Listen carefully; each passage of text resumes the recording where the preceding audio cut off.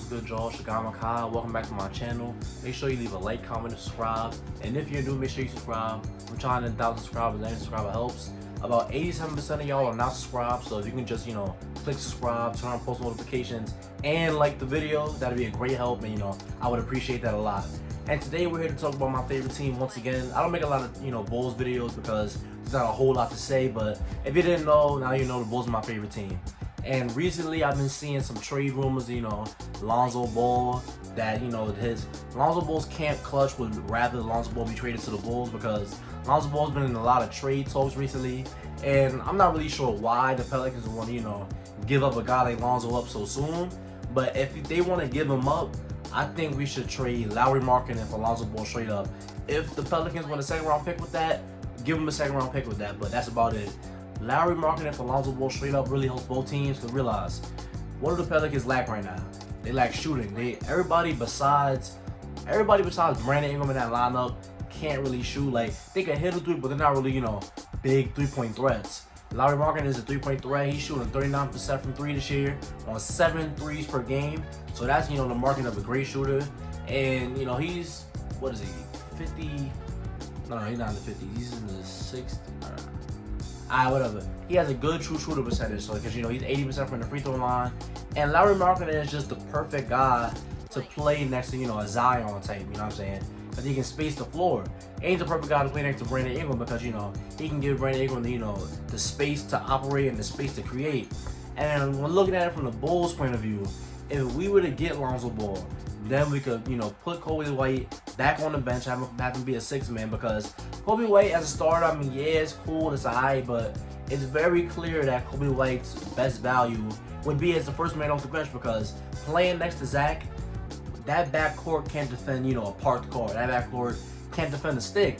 So it's like, if you put Kobe White on the bench, you can get some great offensive, shot creation and passing. Like, Kobe White is a pretty solid passer, but as our starting point guard, I don't really want Kobe White as our facilitator.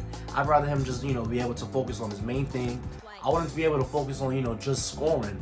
Because when you try to, it's very clear when you watch the games. When Kobe White is trying to, facilitate and know when to shoot at both times, sometimes he don't know when to do which, and it just winds up with a play that's just a waste of time. So if we get Lonzo Ball, then we can put him next to Zach LaVine.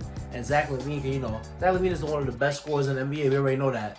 But Lonzo Ball is one of the best guard defenders in the NBA, and he's a 36% three-point shooter. So it's not like he's just, zero spacing at all. And he's one of the best playmakers in the NBA. And even in the half-court set and even in transition, he's still one of the best playmakers in the NBA. I don't care what nobody tells me.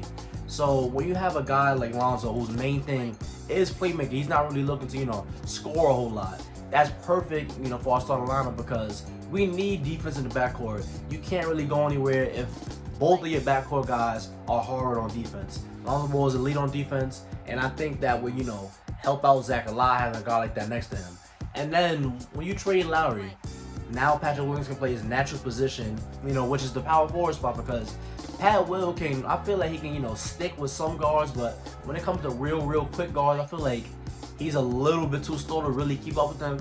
I'd rather Patrick Williams, guarding the bigger players, because Patrick Williams may only be 6'7", but he's really strong, he's really bulky, and I feel like he can keep up with the bigger guys in the NBA. At least he could be a defender from 2 to 4, at least, in my opinion. And then, so now what would the lineup look like? The lineup would now be Lonzo Ball, Zach LaVine, then we could bring Otto Porter Jr. off the bench probably, and then we could bring Pat Williams in, start him at the 4, and then when Wendell Carter Jr. just gets healthy, he can play the 5 of us, the 5 for us. That's an amazing defensive lineup.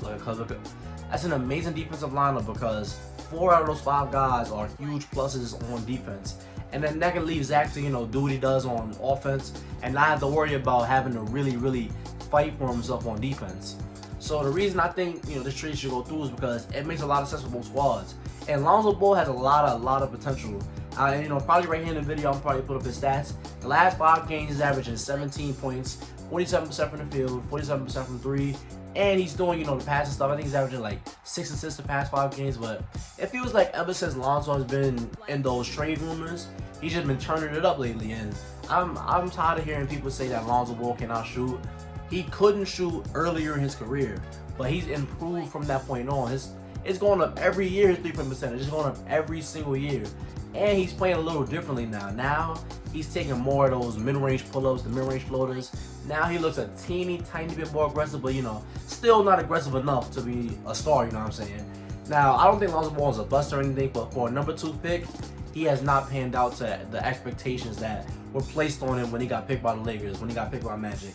That's why I think we should trade for him at a low value right now. Lauri's value is as high as it's ever going to get at this moment. And the reason I'm so quick to trade Lauri is because he'll never be a good defender. And when we have him in the lineup, it's really making things a little awkward for our guys. Like, it's making things awkward for Pat Will. It's making things awkward for Wendell Carter Jr. And I feel like once we slide Pat Will down to his natural position, and we can get the defense from Lonzo and the pattern from Lonzo, we're gonna be on a trend in the right direction. The Bulls are gonna be up soon, so don't play. The Bulls are really gonna be up really soon, and I'm very excited for our future. But that's my personal thoughts on that trade. Let me know what you think in the comments down below. And if you see at the end of this video, thank you. Don't forget to like, comment, and subscribe, and I'll see you on the next one.